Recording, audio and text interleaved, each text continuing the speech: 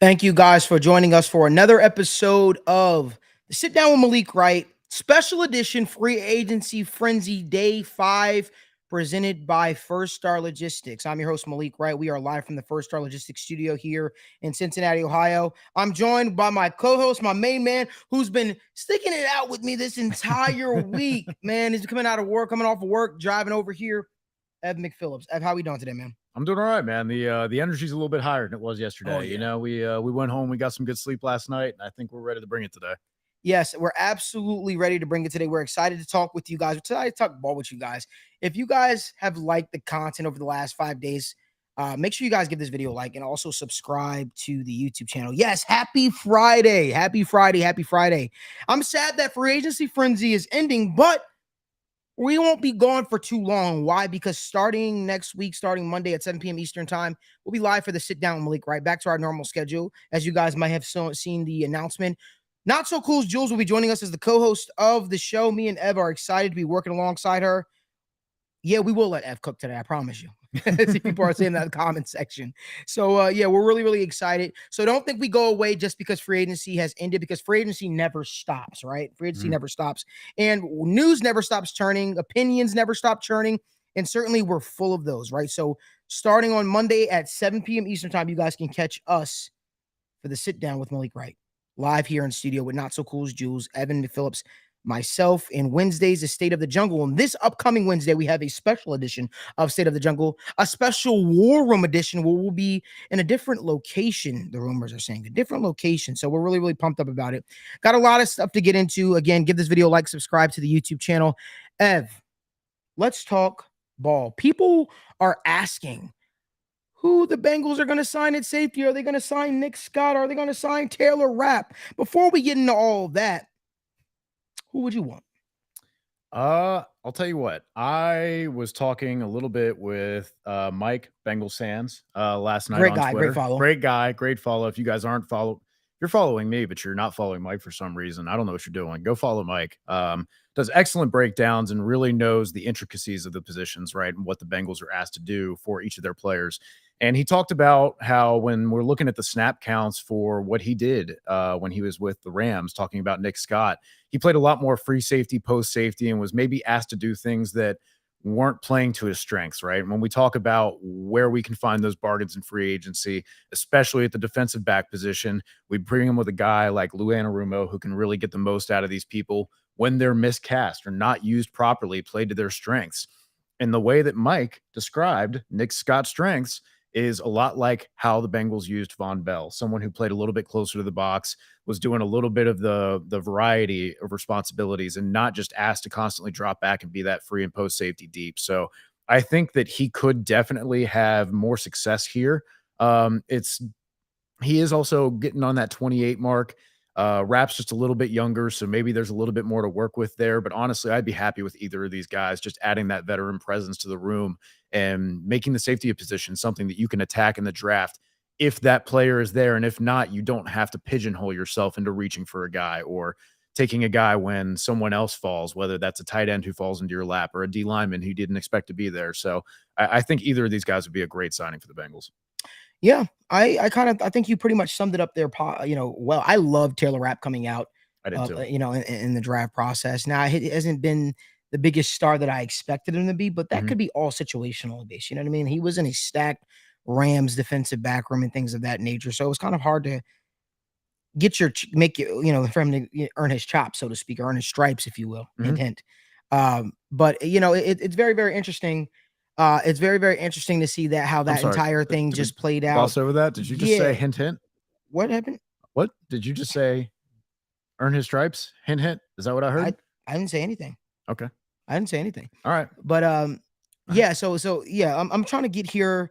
I know there were some moves that were made today that we want to get to. Some stuff that we want to get to. Mike Gesicki, my free agency darling, right? If you will. He broke my heart this morning, and he signed with the New England Patriots. To me, I thought that was a very interesting move on his part. A very interesting career move on his part. They have Hunter Henry there already. They weren't able to effectively use John O. Smith. maybe Bill is saying, you know what, I value tight ends more than I value receivers. Feels I that don't way. know. What are your thoughts? I don't know. Like, I don't know why they continue to go out here and swing at big money on these tight ends. Like, they signed Jonnu and Hunter Henry in the same season, didn't they? And you still got Hunter Henry under contract. He's going to hit the cap for 15.5 million. So I just, again, unless you're going to go into this heavy 12 personnel, run game with Ramondre Stevenson and just try and let Mac Jones be the game manager instead of trying to let him be a drop back passer and just giving him a lot of play action looks. I mean, maybe that's the plan. I just, again, you let Jacoby Myers walk and then you sign Juju Smith-Schuster for the same money when I think Jacoby Myers is a better receiver, and I don't really think it's that close. I really can't make heads or tails of it. I think it's a misallocation of resources. I think Gesicki could have done a lot better to recoup his value going to a team that's going to pass more and probably have a little bit more passing success, but maybe the money was more important to him for this year. I'm not sure, but I definitely don't understand the logic for the Patriots. Yeah, I mean, I understand chasing the money. Mhm. The only thing I could say that I understand, I would say the only thing that makes sense to me is maybe he wanted to be back, on the East Coast side of things, you know what I mean? On the Northeast side of things, he's being a Jersey guy. Boston is 4 hours from Jersey, things of that nature. Maybe that's the only thing I can make sense of, if you will. But for me, I just think that I think there was a missed opportunity on Gesicki's part. That being said, the world is not ending. The sky is not falling. There are a lot of options out there. There are a lot of things out there that could potentially make sense for a guy like Mike Gesicki that doesn't revolve around the Cincinnati Bengals. Yeah, but it was. I'm not gonna lie. It was just a little. It was a little shocking. It was a little. Yeah, it was one of those things where I was like, okay. If it was a team that passed more, I would have been like, yeah, I get that. But it was just the fit's weird. Yeah, I could see if Brady was still there, but he's not. And that's the move he decided to make for his career. Wish Mike Gesicki nothing but the absolute best. Devin Bush, the bust from the Pittsburgh Steelers, almost said Philadelphia Eagles, is signed a 1-year deal with the Seattle Seahawks. What were your thoughts on that deal?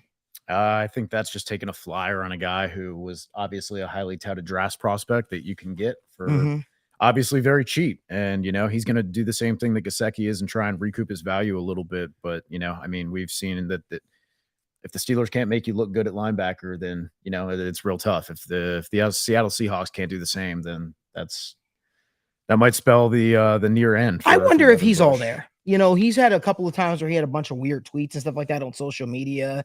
And then he just went ghost from social media. I'm not sure if he deactivated his Twitter, but it just seemed like that guy had a lot of potential. I don't know if the fan base of Pittsburgh or the organization or the pressure of being a first round pick kind of got to the guy, but he certainly seemed to not be fully in the moment when he was with the Pittsburgh Steelers. And I wonder what version of Devin Bush the Seattle Seahawks are getting. Nonetheless, the Seattle Seahawks always look to add to the linebacker depth there. They always look to try to add to the linebacking core.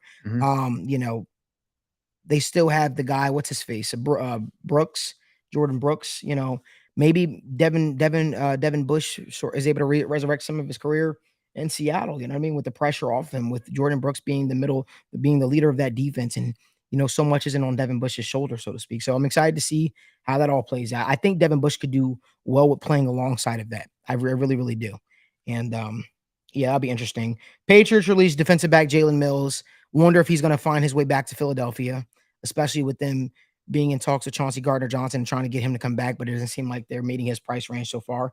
Julian Love signs. So I think he signed with the Seattle Seahawks as well, right? Yes, Julian Love did. Did you have any thoughts on that? I think that's a really good signing for them. I mean, he was pretty good in terms of his PFF grade last year, was right about middle of the pack. And for the money that they got him, man, that's $6 million a year for a guy who's still, I think he turns 26 by the time the season starts. And sure, it didn't work out for him, but I mean, now he's in Seattle, sorry. And for $6 million a year, 2 years in Seattle to try and recoup your value a little bit. Yeah, I mean, I'm all for that. I think that's a great fit for him, and I think it's a good signing for the Seahawks altogether. Before we get into one of the main talking points of the show, if you guys could do us a huge favor, let's get this video a like. Danny, where are we currently at likewise? The video, we got 300 plus people in here. I believe about 40. All right, guys, let's get the video likes up here. And if you guys can, please subscribe to the YouTube channel. We are trying to hit 4,500 subscribers. Please, if you are here, please trying to hit 4,500 subscribers. Remember, we're going to get to your questions. We're going to answer your questions. But before we do, let's start talking about Jonah Williams. Jonah Williams was the Bengals left tackle last 4 years. He's dealt with injuries. He's dealt with inconsistent play. And now Jonah Williams is asking for a trade because the Bengals went out and signed Orlando Brown, left tackle. And he has been very clear to the Bengals. I was even told he did not receive the news too well. He wants to play left tackle, right? He wants to play left tackle in the National Football League, and he doesn't view himself as a right tackle. Now, I got to be honest with you. Before, I know, Evan, I know you have your thoughts, but I have my thoughts. I genuinely wonder, is this an ego move? Like, why are some players so hell-bent on not playing a position, or playing a position that they may not be cut out for? For me, it seems like there's a little bit of ego move because, let's face it, left tackles get paid way more than right tackles in the National Football League, right? And he believes in his heart that he's a left tackle at heart. Now, here's the one thing I will say for Jonah Williams, to his defense. Not every left tackle in the National Football League is elite. Oh, not even close. Right. Offensive line is a league-wide issue. It is. College-wide issue, high school-wide issue. CFL-wide issue. I mean, it is. Like, that's... Right. So the way I look at it, offensive line, there aren't a lot of great offensive linemen in the NFL. And sometimes I feel like Jonah kind of gets thrown aside because he wasn't a quote-unquote elite left tackle, and he does have that first-round pedigree, and he's expected to be, I guess, on the same tier or a little low below a guy like Trent Williams or whatever, because that's what you look at. That's what you want in a franchise left tackle. You want an anchor. You want a guy that doesn't give up sacks. You want a guy that can hold down the fort on that side. 5 of those guys, maybe. Right. Like, and no, I'm not saying we should settle for average or anyone should settle for average. But what I am saying, because the Bengals were 100% right by going up and upgrading the position. Yes. 100%. Oh, by the way, because there were a lot of people out there that said, Malik, you said the Bengals weren't interested in Orlando Brown. Yeah. At $22 million. And they were not. Did you guys hear what the assistant coach said today about Orlando Brown? They circled back around. He said he didn't know the Orlando Brown thing was possible until the day of. And when did I say I found out that they even whispers about it? The day of. But I thought it was a pipe dream. I thought that there was no way Orlando Brown was going to land in Cincinnati. People said, oh, it's going to happen. Nah, not believing that. Right. Because I didn't think, but again, the market dictates where these guys go as the days go on. Of course, you circle back the wagon, right? You say, okay, I'm going to go out and grab a guy. This guy now makes sense for my team. Right. That's the name of the game with free agency. That's why I don't like the rumor reporting, because guys will be sitting out there saying, hey, I want to come to this team and that team. And then when it's time to come to this team and that team, they switch their decision on the drop of a dime. On the drop of a dime. Fun fact, Trey Hendrickson, it literally came down to the 11th hour before he signed with the Cincinnati Bengals. Came down to the 11th hour when he was a free agent. Came down to guarantees. Fit. Does it make sense? Does it not make sense? That's what that's what free agency period is like. That's why it's a very stressful week for quote unquote NFL insiders and people in the know, because you have to be on your P's and Q's on a constant basis. I know this week has been stressful for me because I've been told 1,000,001 things. I told at the top of the week, Jermaine Pratt wasn't coming back. I was told at the top of the week, Von Bell was a priority. All that got completely nixed. That's what happens in free agency. That's what happens. That's the name of the game. Oh, well, keep it going forward. The fact of the matter is the Bengals made the right decision by going after Orlando Brown Jr. and upgrading the left tackle position, securing their future franchise left tackle, the best tackle that the Bengals have had since Andrew Whitworth has been here. They made the right decision. Jonah Williams is like, you know what? I want to be a left tackle. You see, the whole thing about Jonah Williams, I will be a team player. I'm willing to do whatever it takes to help this offensive line. Well, you're now showing that was nothing but speak. That was nothing but you pretty much saying what needed to be said. Because for me, the way I see it with Jonah Williams, I know he could make so much. I know he could make a lot of money as a left tackle. I know he could.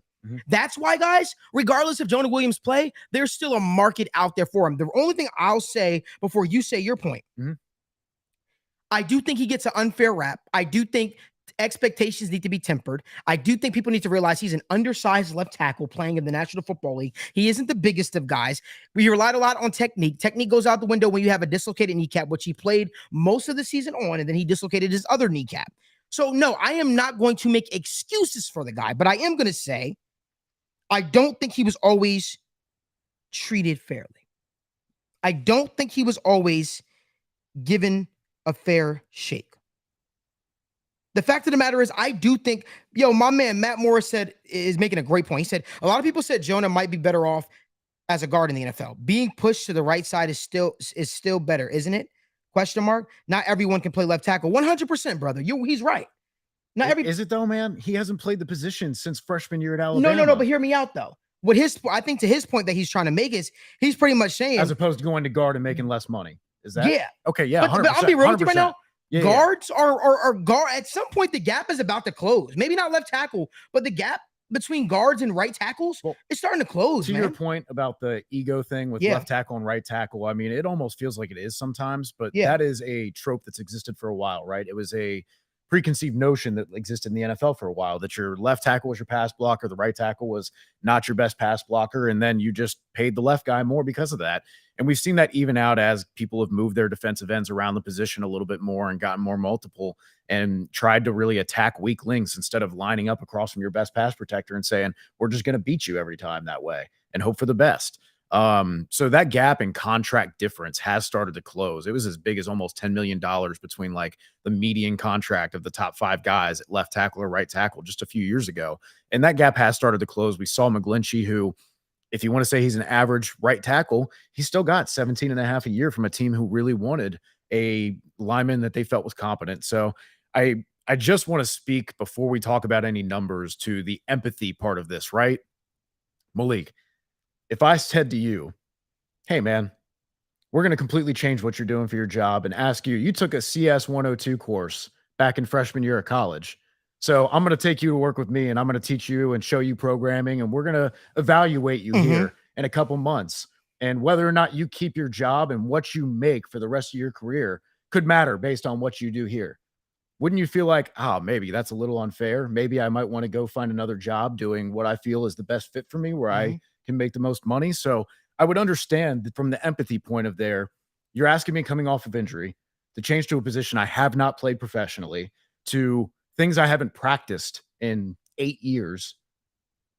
And you're asking me to do it at a high level against the best athletes in the NFL. And I can understand why, from his perspective, guys, this is his first contract he can sign that he didn't dictate the terms of, right? You get your slot in your rookie draft. And yes, he's made enough money for us, to us, right? But this is his opportunity to get his family set up, to get himself set up. And I understand why he might be saying, if you guys can get some good compensation and I can find a better fit and we're both better off for it, can we please do this? Because like you said, all the reports have been he's a pro's pro. He played through the dislocated kneecap. He did. And he probably suffered for it and lost value for it. He gritted that out for the team and he didn't have to. All right. He could have taken weeks off. So I want to at least give him that credit, to where when people are like, oh, he just needs to sack up and he just needs to take one for the team. No. Right I know you're not. Yeah. That's a lot of attitude out there. And I think that's really unfair to a guy who has really grinded for this team in some really poor years to start. Go ahead. Here's my thing. And I agree with you. Here's my I just want to be fair to the human element of it first. Absolutely right. And that's what's special about the show, man. We keep it real, right? Because friends with athletes and stuff like that, you know what I mean? I do care about them as people. Right. Because too often in sports, people get, fans love this. We side with the billionaires, man. Right. And we love the team, but the team loves you. The people in the organization love you, but ultimately this is a business and these billionaires are trying to make money. John Sheeran says, Evan, these players are robots. They're not allowed to look out for themselves. John, love you, man. Thank you for chiming in. I appreciate it. God bless. So here's my thought spots. Here's my thought on this whole situation. For me, I think it's important to be aware, right? The theme around the league is that Jonah would be better if he played interior. That's what most people are saying. I understand that. The Bengals are the only team that are like, hey, let's move him to right tackle and see. Now, he is going to have a market out there, right? But I won't say I guarantee 100% guarantee, but I can almost guarantee that even if he gets extended somewhere, he's going to find himself moving at some point to the interior of the offensive line. I really believe that's I think where as he's he going to gets find older, himself. that might be a As he- natural transition for him. And too. to Yeah. me, I just think that his measurables, the way he makes that, he might perform better there. I really do think he might.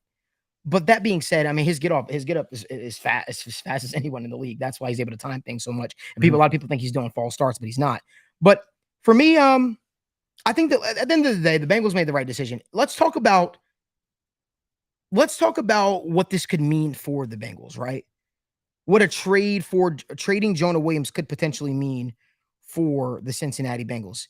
Evan, I'll let you start this one off. Really quickly, just jump in. A lot of people are asking, just to add on to that. What do you guys think his value's at? Okay, right? I'm people glad. Well, yeah, you that's asked what this. we want to Let me get go to. ahead and jump into this, okay? Because again, a lot of people have a very low opinion of Jonah based on his sack totals and based on what he looked like last year with that dislocated kneecap. When we have 2 seasons before that, where one was cut short by injury after 10 games, and the other one was a really good season by standards of being an above average tackle, which, guys, I'm sorry, like being even slightly above average at tackle, there's 64 starting tackles in the NFL. So when I tell you that Jonah Williams is playing at an average level, I'm not saying he's the 10th, 15th, 20th best tackle. I'm saying Jonah Williams is in that 30 to 40 range, right? And when he's playing at his best, he's slightly above average. And when he's playing at his worst, he's below average. I think it's completely fair to say he was below average last season. But if we look at the seasons before that, he was 3rd out of 88 tackles in PFF grade, 19th out of 88 in run block grade, and 48th in pass blocking grade. Out of 88, that's right there near the middle. That was 2021.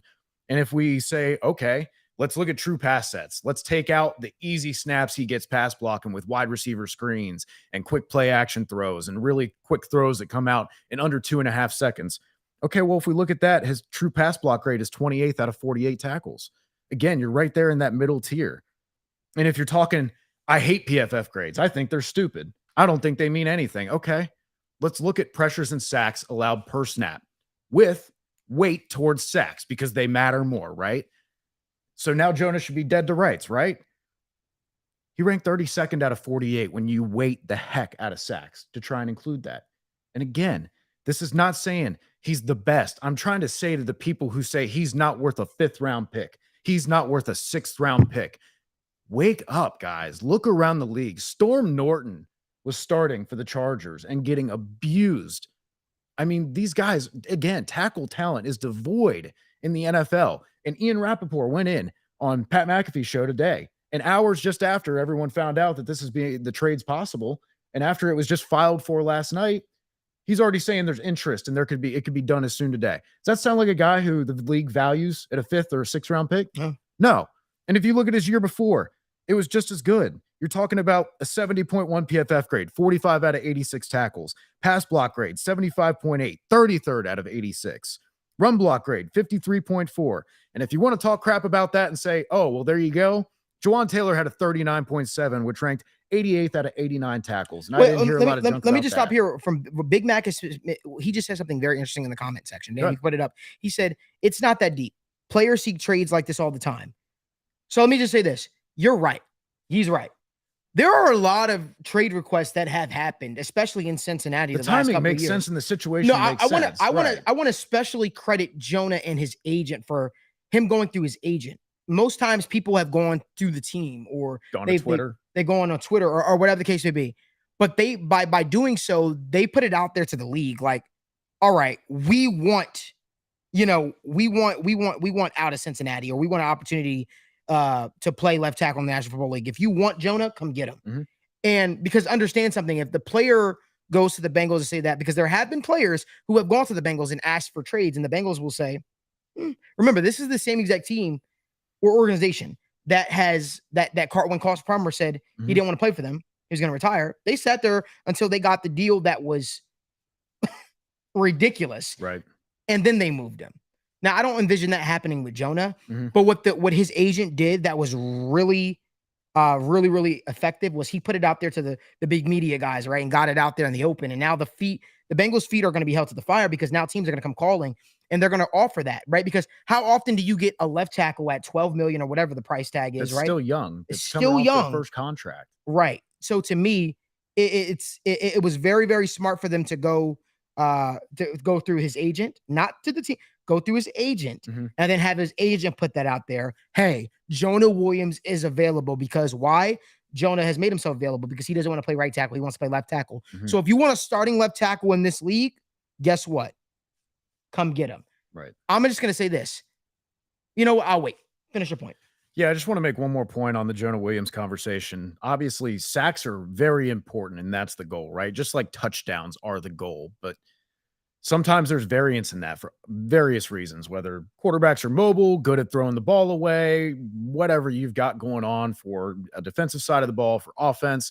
It's the same if you're playing with a Ryan Finley versus a Pat Mahomes or a Lamar Jackson, right?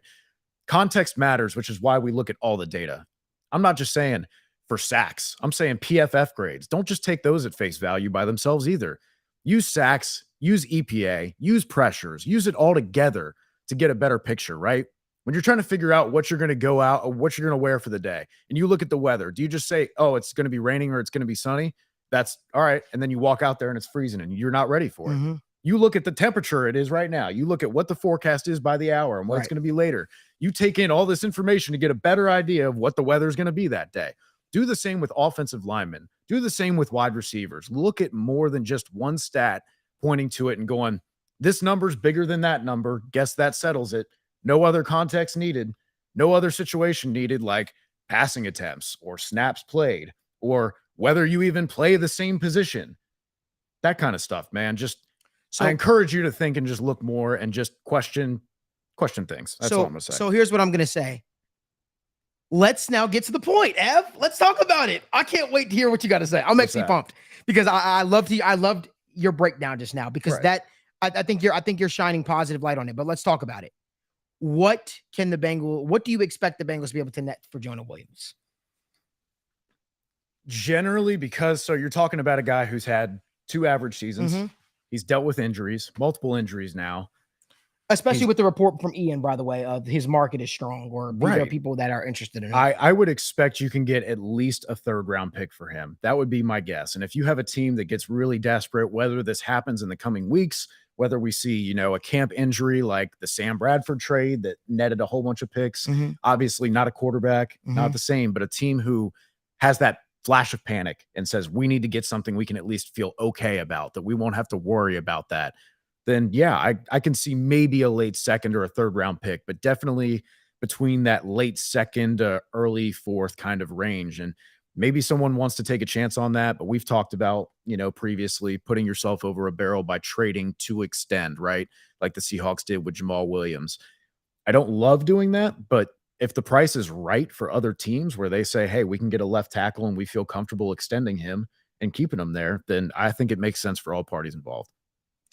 Honest opinion? Go for it, man. Let loose. I'm officially saying right now, I think the Bengals can get a 2nd round pick for Jonah Williams. Round and pick? I think they will get a 2nd round pick. I don't think the Bengals. Bengals. He's 25, and if you can convince yourself, it's the pre-draft breakdowns, right? Where people say his first contract's up. Remember the report we had? Remember how we viewed him at the draft? That mattered for the Bengals with Cody Ford when they re-signed him. Teams think about this stuff, guys. They will talk themselves out of whatever production they have seen that looked bad and say, hey, look at the flashes and looks what's good. We can get that out of him. We liked this guy. Let's take a chance on him. 100%. While we're also having this conversation, give this video a like, guys. But please, if you haven't already, subscribe to our YouTube channel.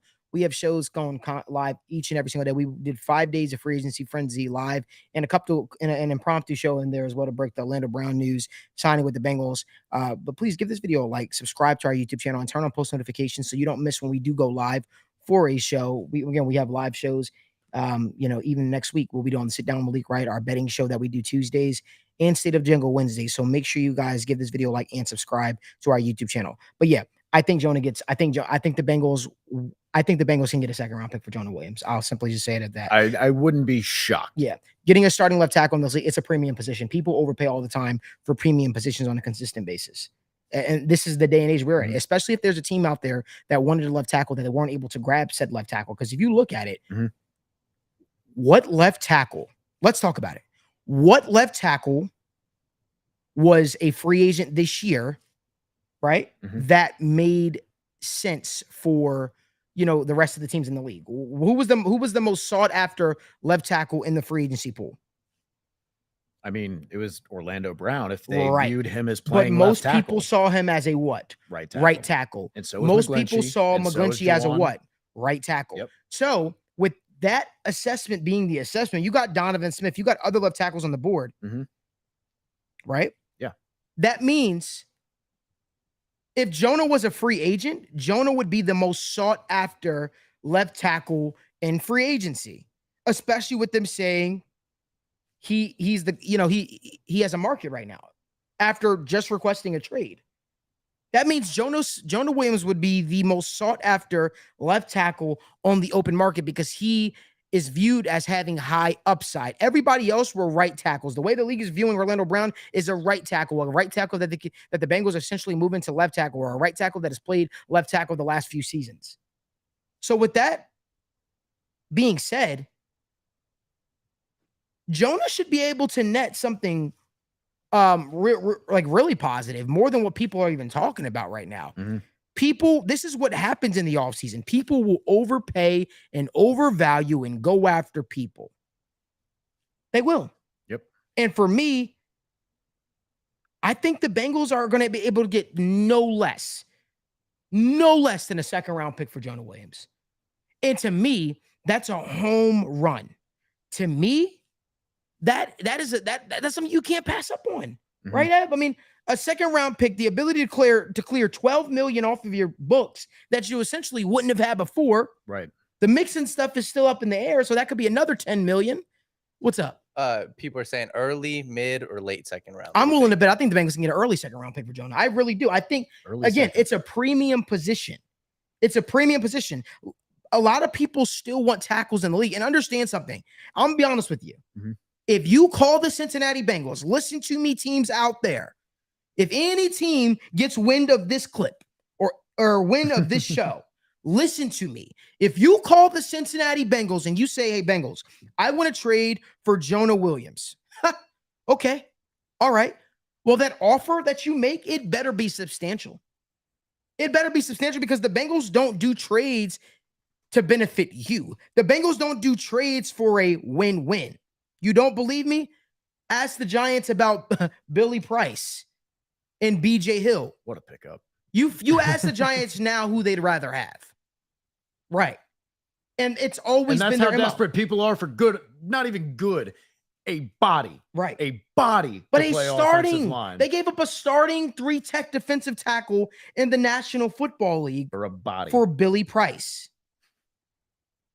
Like, I'm telling you right now, if you call the Cincinnati Bengals, and I don't mean to put the Bengals in this type of light, they and John says, Bengals also don't trade players who they value highly unless they force their way out. Exactly. If you call the Cincinnati Bengals, I don't mean this in any disrespect. So to the Bengals, I don't mean this in disrespect to the organization at all.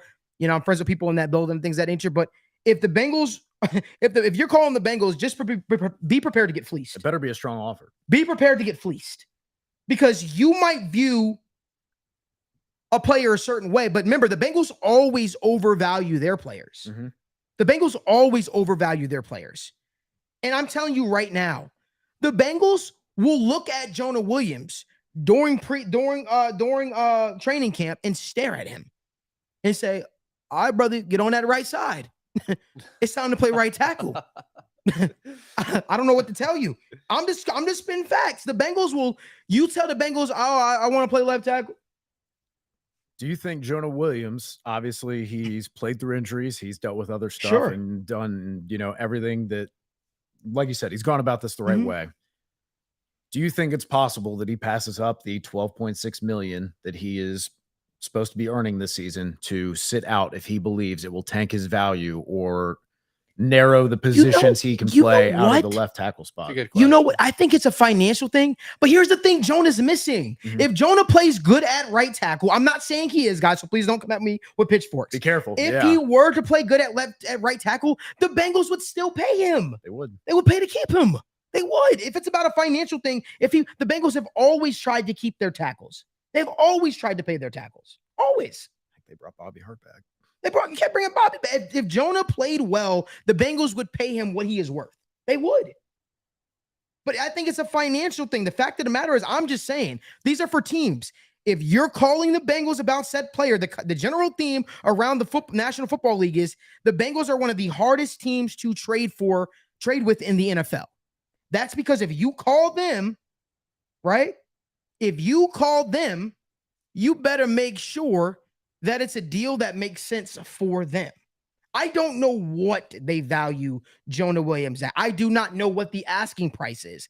The only way I can see the Bengals being a little bit different this year, tad bit, and willing to switch things around, is if they're like, damn, we really need that $12 million.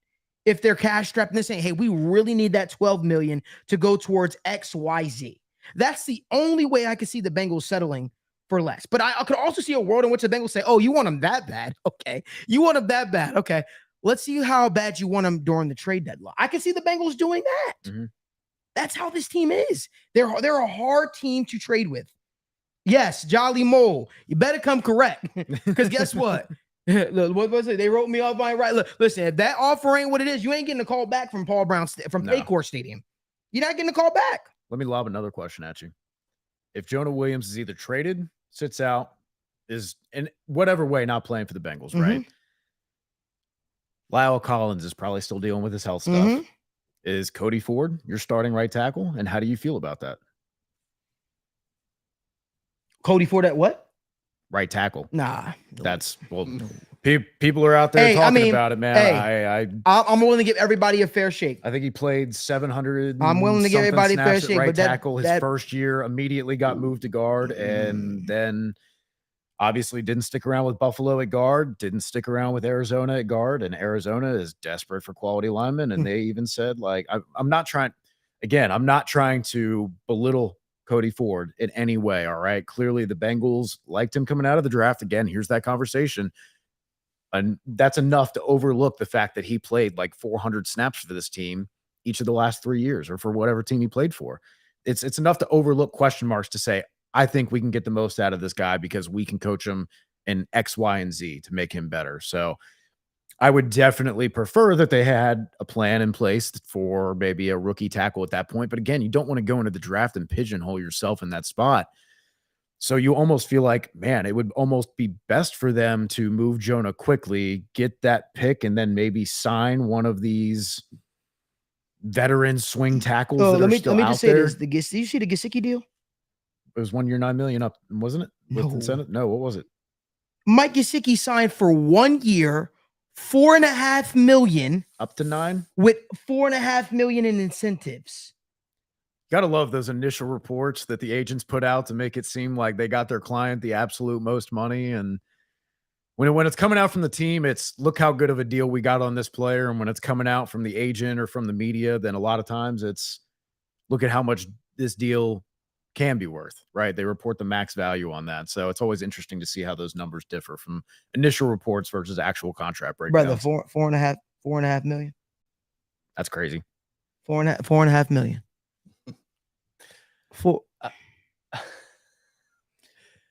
Malik, do you need to walk that one off? You all right? All right, Ev, I got a couple rapid fire questions about the tackle. Got like 5 here real quick. Okay. So is Jackson Carman going to be $4.5 million? All right. Wait. Malik. I got the gist of the question. He's played left tackle and the left side of the line mainly. And again, you're talking about a guy switching to right. And that's always a big ask, guys. Like, this is not NCAA or Madden. It's not seamless. It is a position that you are learning the first time or relearning. A lot of these guys, especially in college and high school, are playing left tackle because that's where you put your best tackle. And these guys were the best at their high school or college. And so it's a lot to ask. I would definitely prefer to sign a guy like an Isaiah Wynn or something that's out there and take a chance on a guy who a lot of people liked coming out and has dealt with injuries. And you take that swing on him to add to that depth there. Do you think that right tackle is now much more in play during the draft at pick number 28 now that Jonah Williams is asking for a trade? Maybe a little bit, but again, the hope is that the Bengals don't pigeonhole them. So even if that means, you're getting a George Fant that is just a, older guy who has swing tackle experience that, You have proven evidence that he has played right tackle and been competent. He's played left tackle and been competent. So you can shore up that right spot, open it up in the draft, because God, there's so many talented players in this draft, man. There's tight ends, there's corners, there's defensive linemen, and it would be a real shame to pass up on some of these guys who might fall in your lap unexpectedly or take some odd slide, or just the fit isn't right for a couple teams in front of you. And then suddenly you end up with a great prospect. You don't want to sit there and have to pass on that guy because you're saying we have to pick a guy who can give us right tackle snaps, maybe this year or definitely next. Let me just, Maka, you are so disrespectful, brother. You are so disrespectful. I'm not going to even. We're not even answering this question. But yeah, $4.5 million. Yeah, man. I don't know. That's different. But whoa, yeah. I see people saying, "Can we get to the questions?" If you guys could do us a huge favor, give this video a like, subscribe to the YouTube channel, turn on post notifications so you don't miss when we go live. Daniel, let's get to some of these questions. I want to talk to the people really quickly before we get to that. DJ just said, "I'm glad you guys broke down the Jonah Williams discussion, this situation." He said some folks do not understand that football on the field, and there's also a business side to things. So he's glad that you guys broke it down like that. We appreciate you. So our guy started off with JJ Production, said, thoughts on Trenton Irwin? Could he be a future starter for the Bengals or another team? I think Trenton Irwin has that, as they would say, that dog in him. I think that guy is special. I think he's just a hard worker, man. I think he's a hard worker, man. Bringing that lunch pail, bringing that hard hat. That's what it is. So me personally, I think that guy is going to find his way back to Cincinnati. Personally, I think he'll stay a part of the rotation. I don't know if necessarily he will be a starter at any point, but I mean, Boyd's contract is coming to a close, and maybe they try and get younger at that position, and maybe that younger guy isn't quite ready to fill that role just out of the gate. So maybe he starts a little bit there and lets the rookie develop. But I love Trenton Irwin. I'm happy because the Bengals have been chasing that reliable wide receiver for a little bit, and he's definitely proven that he can handle that role. People are asking about the one, the only, the guy that played with Joe Burrow in LSU, Foster Moreau.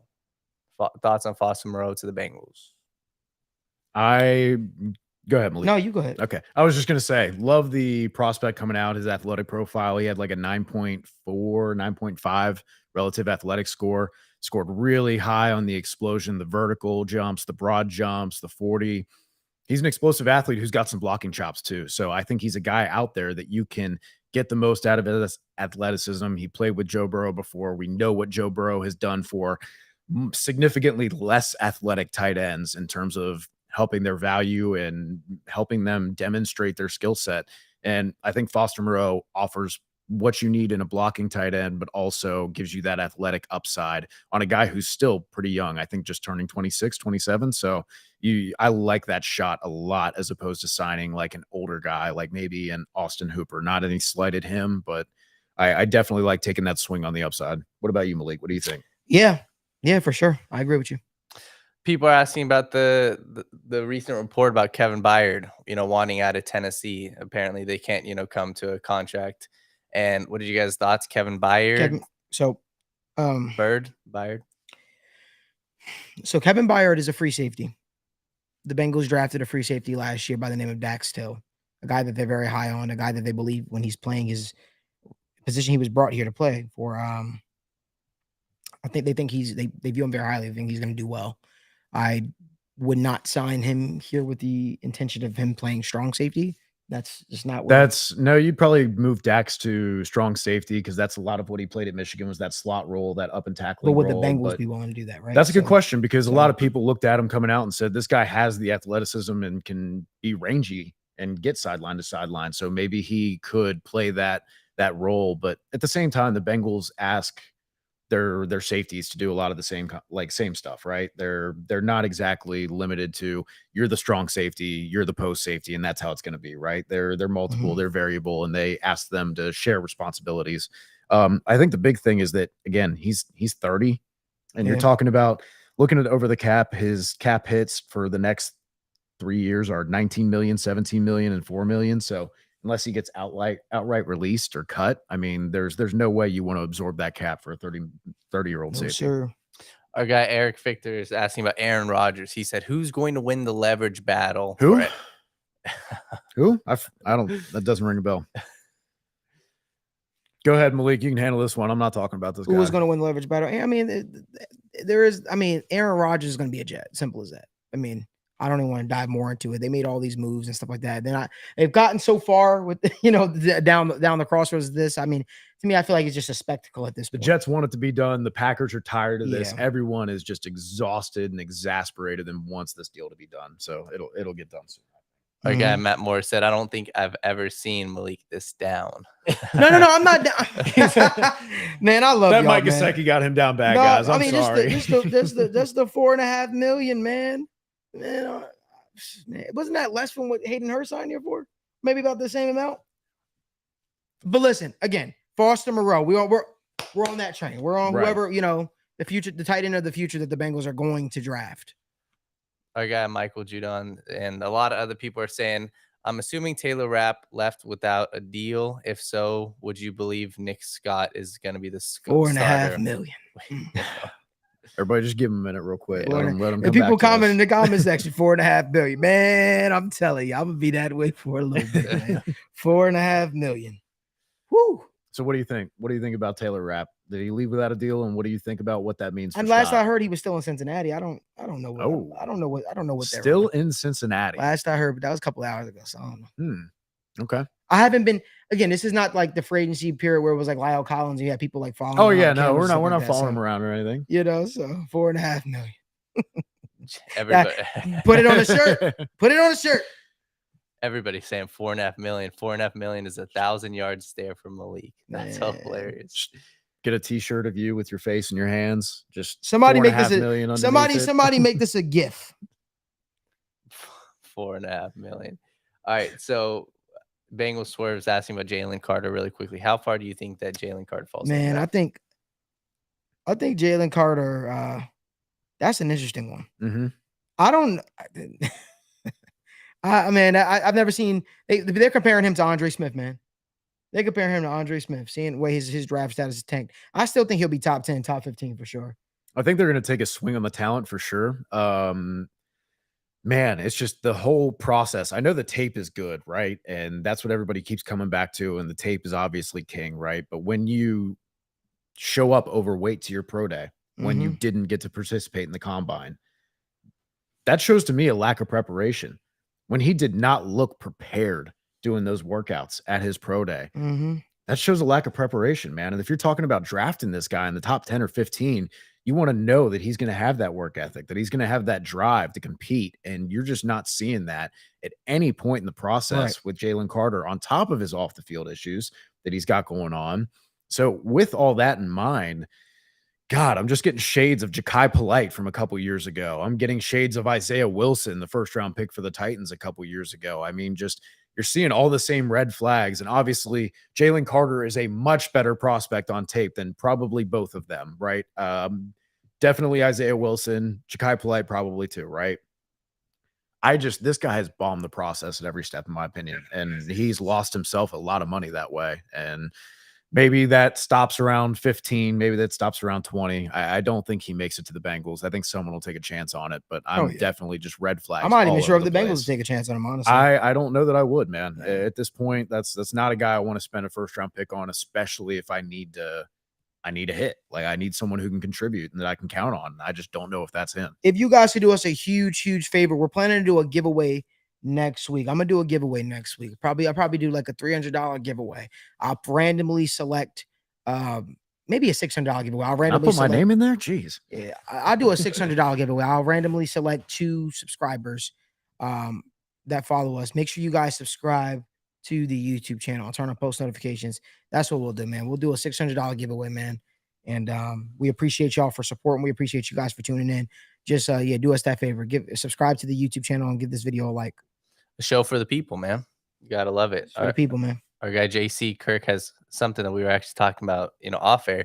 Would never happen, but would love to see a package deal with Jonah to the Bucks for Tristan Wirfs. Probably some extra picks from the Bengals, but Be a lot of extra Man. picks for the Bengals. Huh? That'd be a lot of extra picks for the Bengals. Oh man. They already got that would be fun. That would be fun. Yeah, I don't want to poo-poo on it. It'd be fun.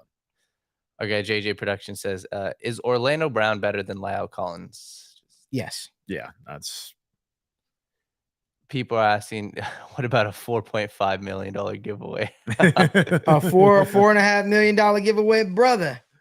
That'd be crazy if that was the case, man. I wish I had that type of money. Wish I had that type of coin, but I don't. So, but yeah, man, who knows, man? He watching my pockets, man. That's what he doing, man. You're not Mattress Mac. You can't just be tossing millions around. Mattress Max, right. But if you guys do us a huge favor, I mean, like I said, give this video a like. Also subscribe to the YouTube channel. I'm gonna do a $300 giveaway for two subscribers. I'll randomly select 2 subscribers this upcoming week. People like Michael Judon are saying, can our fan base slow down on Foster Moreau? Holy hell, the guy's being treated like he's Tony Gonzalez. Let me just tell you right now, I love Bengals fans. They are the most in-tune fan base, in my opinion, on Twitter in the NFL. Facebook Bengals is completely different story. Oh but God, that place. Facebook on Bengals fan base on Twitter is a vibe because they know what this team should be doing and they're so in tune with this team. And I like the way that there's a high like, we don't want this player, we want that player, and then there's like, this player could be really good. Oh, this player is really good. Oh, let's sign this guy. We want him back. Those are your 3 inflection points. You got nothing else. Bro. You can't be anywhere in the middle. I'm telling you right now, the mental gymnastics. $300 giveaway. How about a multiple $45 giveaways? The mental gymnastics that I see, like I saw a bunch of Bengals fans just crapping on Jonah Williams. And then today I saw, like, I'm not going to say who, but I saw some people saying, Jonah's a really quality tackle in the NFL. That could really go for a lot. And I'm just like, damn, we just quickly the tune changes. We just switch up, man. Wait, somebody said, I wonder if Chauncey Gardner-Johnson would sign for $4.5 million. That's probably what the Bengals would offer, to be honest with you. They'd be like, "We'll take this $4.5 million, call it a day, brother." Let's increase your value. Malik, you said the swear words, man. You can't say it's like Candyman. You can't say Chauncey Gardner-Johnson on this show, man. You know what you're about to spur. Our guy Bengals sort of said, if I win the giveaway, I don't want $600. I just want to go to a game with you guys. You want to go to a game with us, man? And just so we're clear, I'm giving away $300 to 2 subscribers to equal $600. But yeah, man, we can make that happen. You go to a game with us, man, we got some events planned. We definitely got some events planned. Even some concerts, some Reds games. I don't know if you guys are Reds fans and things of that nature. But man, we've got so much planned in the offseason. Again, we're gonna have some really fun meet and greet live events, man. We got a lot of irons in the fire right now. So I promise there's gonna be a lot of opportunities. And I'll be honest with you, this show is different, man. Sit Down with Malik Wright, State of the Jungle. All our various shows that we do is completely different, man. We want to include you guys in this. So I might have some of y'all come in studio every now and again, man. This is what it's about, man. This is why we decided to launch the show in the first place, man. It's a show for the people. Our guy Steve Kennedy said, who do you think we're going to be taking with our first pick in the draft? Well, we've got something planned for next week, and I think you'll be able to find out there. So I'll say this. Next week, we are doing the first ever live in studio war room. We won't even be in this location. We have an entire war room set up where Evan, myself, and Logan will be back on State of the Jungle, and we'll be pretty much going through a live mock draft of all 7 rounds, making our picks. We'll decide if we even want to trade up or trade back into a round as a unit, as a team, and we'll be acting as if we're the front office essentially of the Bengals, and we'll be making picks and stuff like that. So make sure you guys definitely subscribe and turn on post notifications so you don't miss when that video does go live, because that'll be live next Wednesday at 7 p.m. It'll be a live war room. All I'm going to say is bring your popcorn, because I know Evan and we probably not going to see eye to eye on picks, and we don't know who's going to fly off the board. I can't wait to give you the hands, Malik. I can't wait to give you the hands, Malik. We don't know who's going to fly off the board. We genuinely don't. So that's what's going to make this whole thing exciting, man. It's going to be authentic, man. It's going to be live reactions. It's going to be hell yeah. You're going to see individual big boards, man. There's a guy that I got my eyes on, man, and I'm already Washington. I'll say this, man. I've always wanted to be a mayor. That was corny. That was corny. But I've always wanted to be a mayor. So, I'll leave it at that, man. He was my Uber driver in my dream the other night. Oh, yeah. Sure. Really?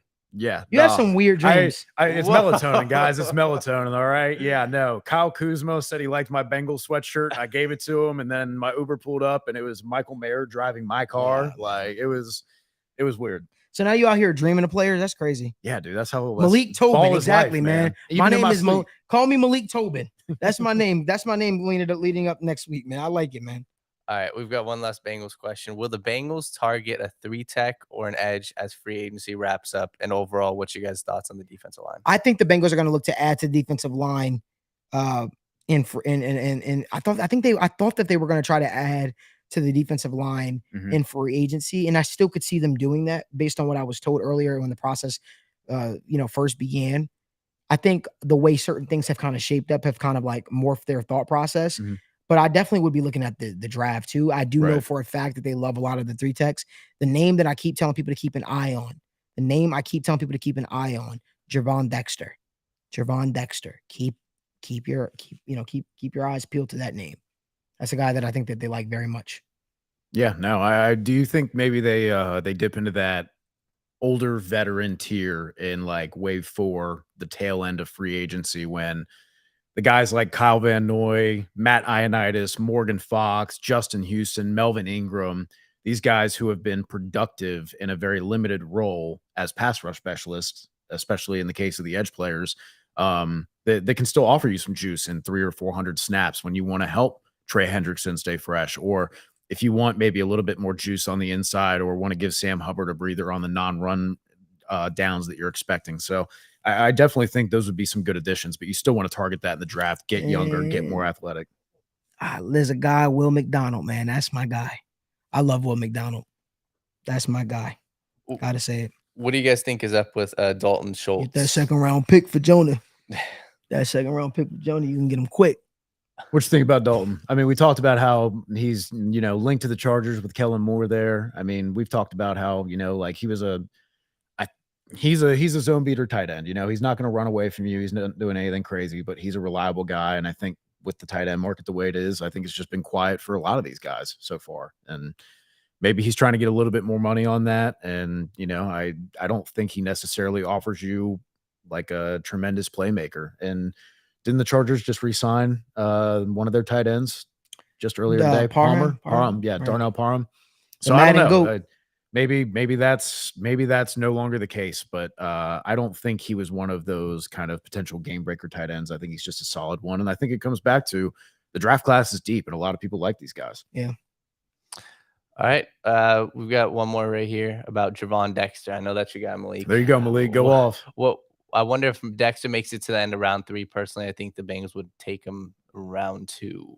Telling you right now, the Bengals always value second round. Defensive line in the second round, they definitely will. If they see a guy that they like, they will do it. I will tell you that. And who knows what they might get for Jonah if they trade him. Our guy JJ Production said, "What's your guys' thoughts on Brian O'Neill, the offensive lineman from the Vikings? I like Brian O'Neill. I think he's a very good player. I would certainly like to have him as starting right tackle in Cincy. He's a good player. King 4.5. King Harambe said $4.5 million. That's the name, man. Damn, $4.5 million. Alex said Calais Campbell. Thoughts? I love Calais Campbell, man. Nasty. Big nasty face. Campbell, we gotta get ready. We gotta get ready for the war room.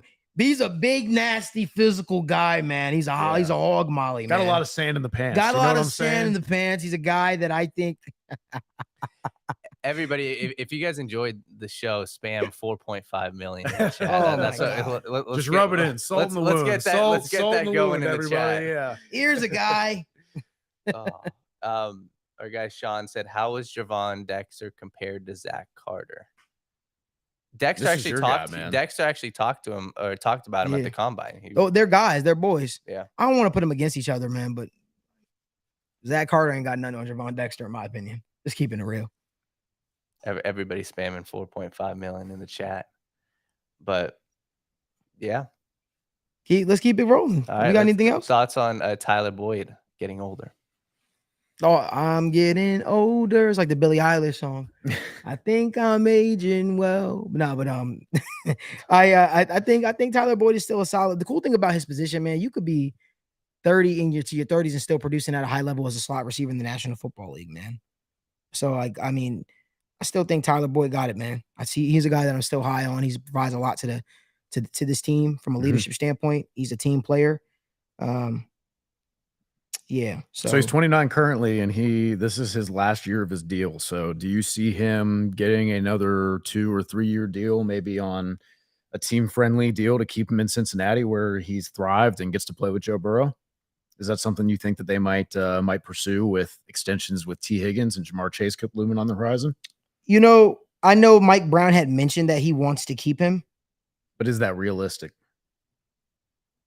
I don't think it's realistic, personally. I don't think it is either, which is sad. And again, we love these players and we want them to get as much money as they deserve. So, if that's somewhere else, then Tyler Boyd, thank you so much for everything you've done, right. Like we say. 2 questions about Jonah. What about his surgery rehab? Is there any update on how his rehab's going and how it's progressing? I think it's still too early. I don't think we'll hear any updates on him or Lyle Collins probably until camp.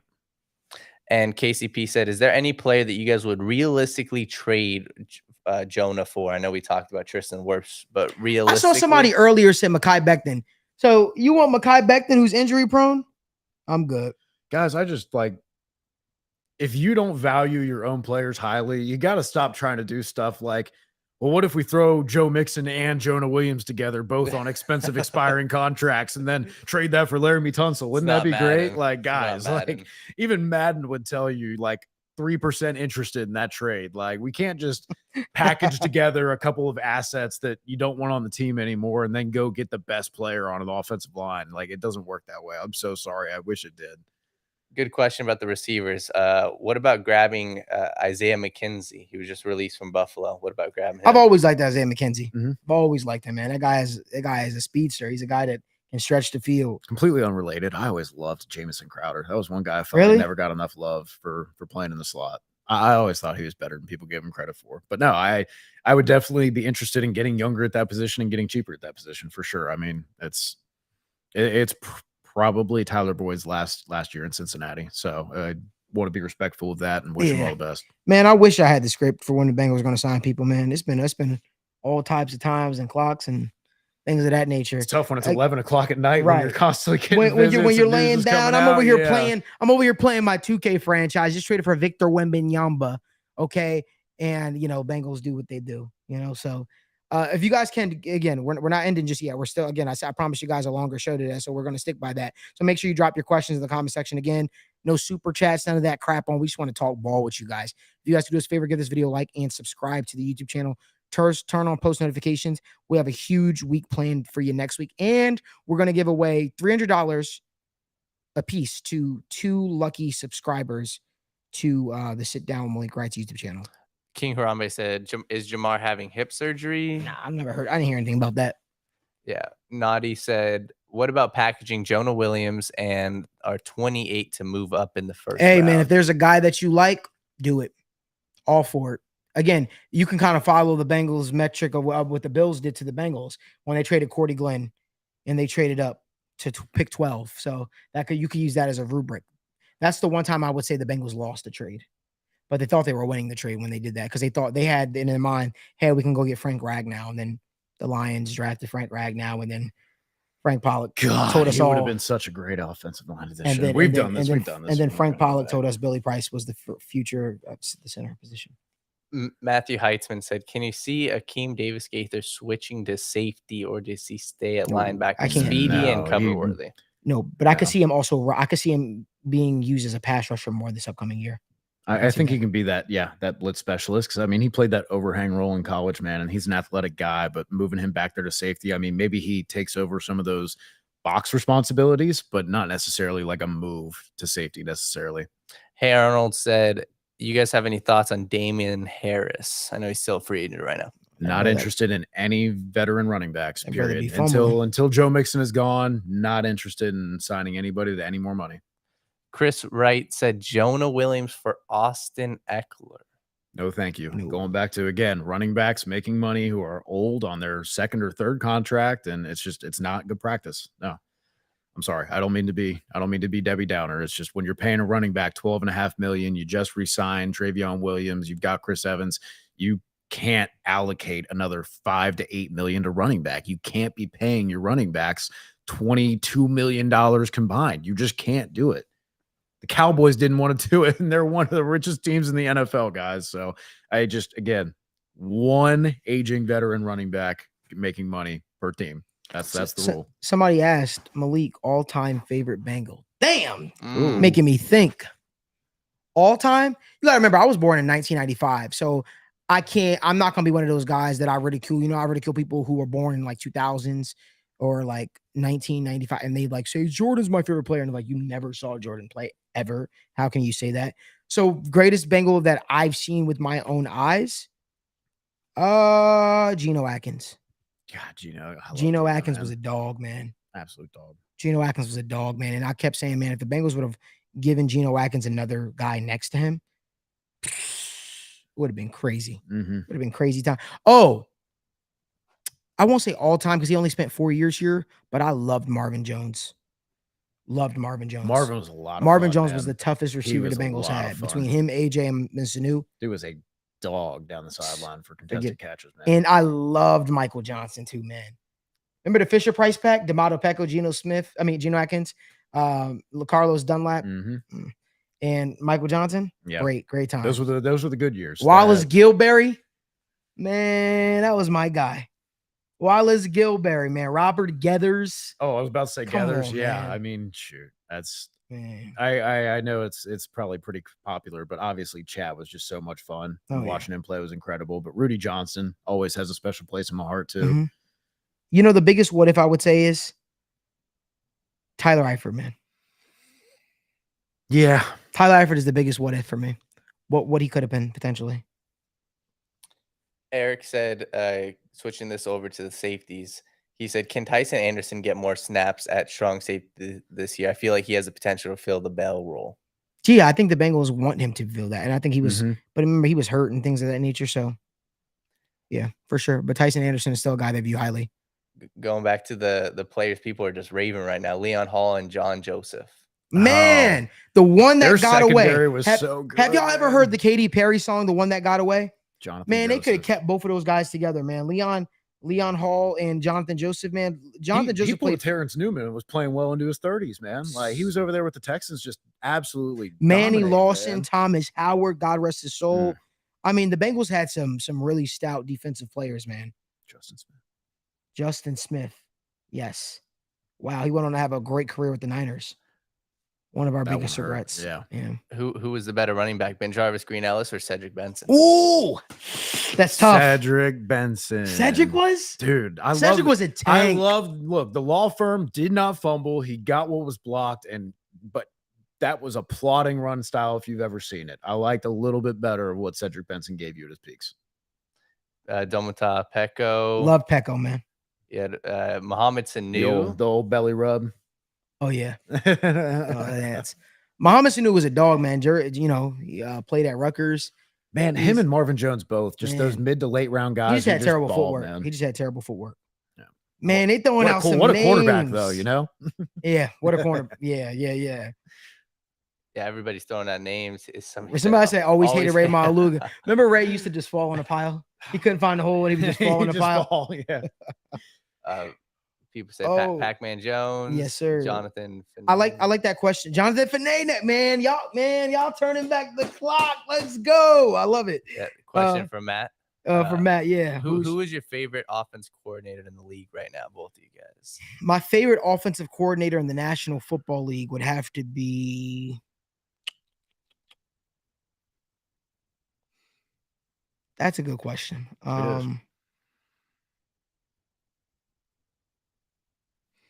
Damn, that's a good question.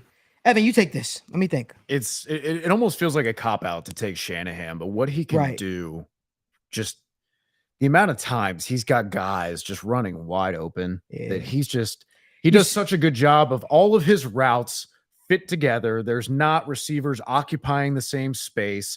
The play sequencing, not just the design, but when he calls plays, how he sets them up with identical looks.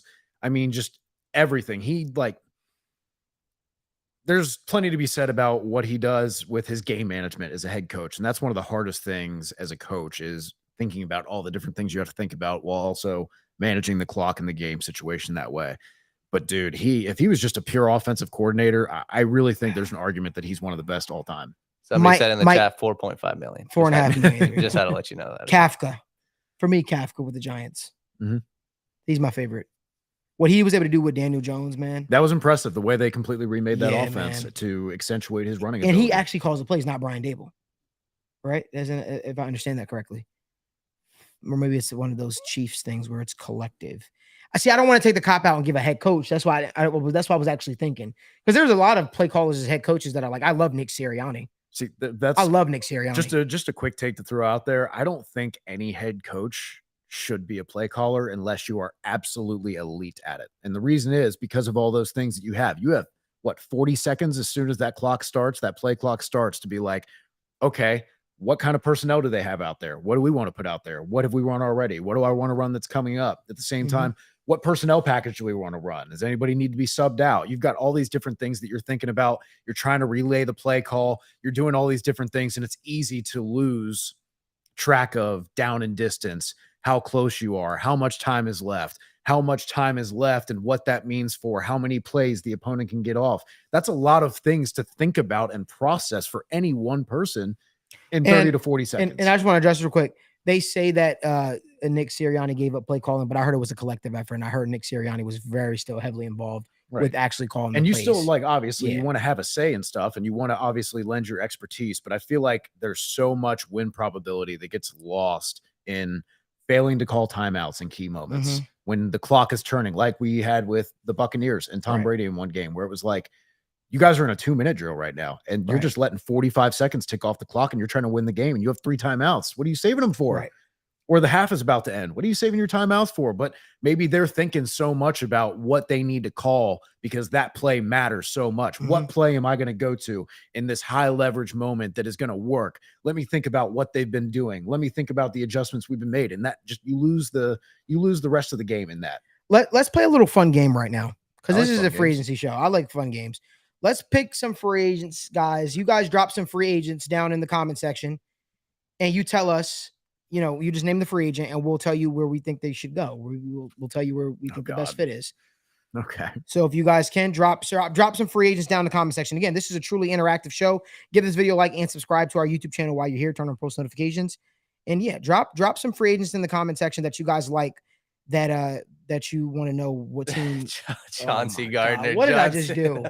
What did I just do? You did this. Hey, why don't you go ahead and just go ahead and shut it down right now. Tell the people about the update of the chart. Let's run through it. We got a lot. Let's run through so safety John Johnson. John Johnson back to the Rams. It's a good fit. Yeah. Especially when you're losing Nick Scott, you're losing Taylor Rapp. You're probably going to lose one, if not both of those guys. I think that's a good way to go. Tight end Austin Hooper. This is Austin Hooper, man. We be hooping. What do the Cowboys got going on at tight end now that Schultz isn't still back? Yeah, maybe the Cowboys bring him in. That makes sense. Marissa said Adrian Amos. I love Adrian Amos as a veteran safety, guys. Like, he has been so good in his career and just had his first down year last year. And he's still just 29, I think. So I'd be willing to give him the captain spot in the back of my defense. I think any young up and coming team might as well retire for Hooper. Hey, he's only 28, I think. I mean, it feels like he's ancient, but like he's still right there. Hey, man, ain't too early to retire, Hooper. He done made his money.